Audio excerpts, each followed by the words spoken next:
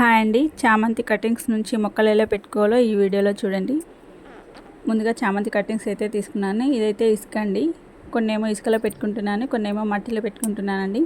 ఇంకా మనం కటింగ్ చేసుకున్న కొమ్మలు అయితే ఒక 5 ఇంచెస్ వరకు ఉండేలా చూసుకొని, ఇంకా కిందన ఉన్న ఆకులను తీసేసుకొని ఇలా అలోవెరా అడుగు భాగంలో కొమ్మలకి పెట్టేసుకొని ఇంకా అన్నీ అయితే నాటు వేసుకోవాలండి.